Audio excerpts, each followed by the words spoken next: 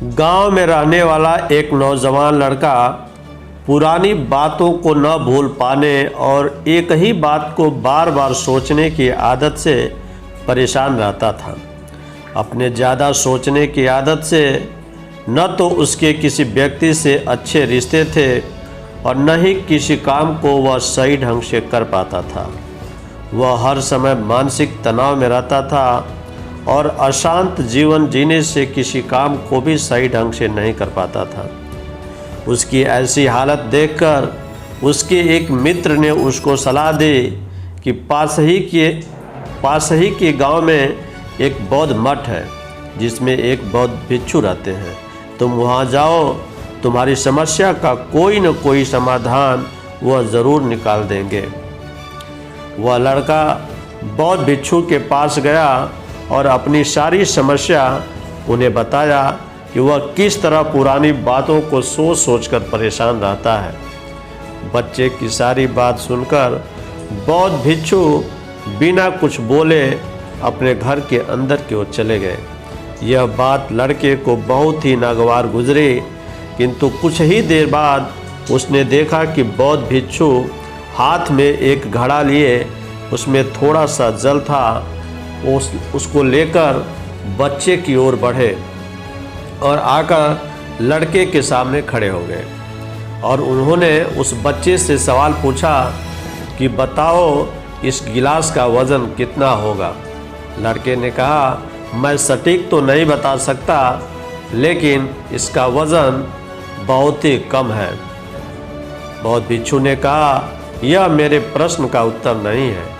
आप बताओ, इस गिलास को मैं थोड़ी देर पकड़ कर रखूं तो क्या होगा।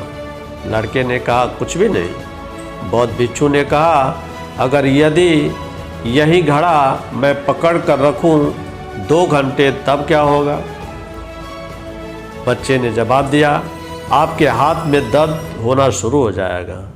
फिर बौद्ध भिक्षु ने प्रश्न किया कि अब बताओ कि अगर मैं इस घड़े को पकड़कर पूरे दिन खड़ा रहूं तब क्या होगा। लड़के ने कहा, श्रीमान जी, आपके हाथों में भयंकर दर्द शुरू हो जाएगा। आपका हाथ सुन्न हो सकता है, आपकी मांसपेशियों में तनाव हो सकता है, यहाँ तक कि श्रीमान आपको लकवा भी मार सकता है। बौद्ध भिक्षु ने कहा, बहुत बढ़िया, लेकिन इस दौरान क्या गिलास के वज़न का कुछ हिस्सा बढ़ा या क्या गिलास का वज़न बढ़ा।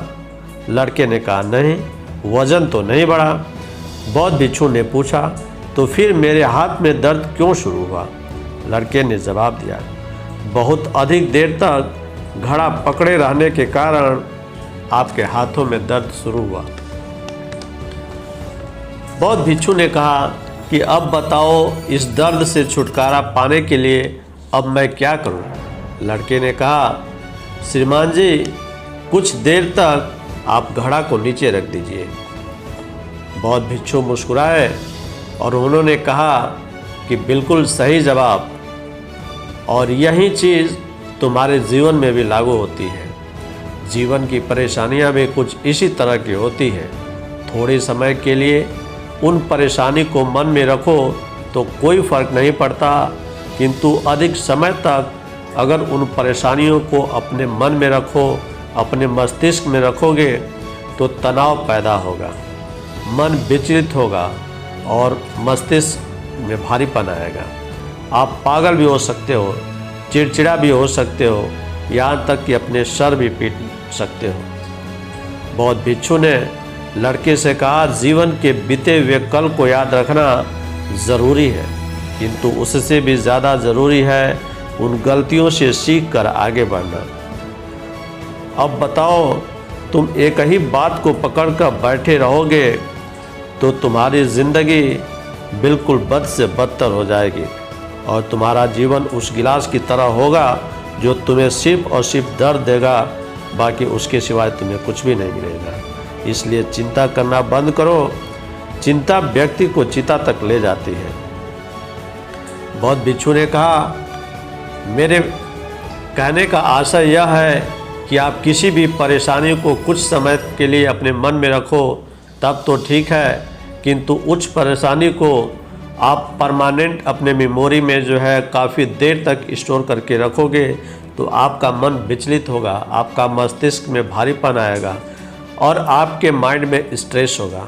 आप चिड़चिड़ा होगे, लोगों को उल्टा बोलोगे। इसलिए मन को साफ और मृदुल रखना है तो मन के विकार को कुछ समय के लिए निकाल करके नीचे रख दें।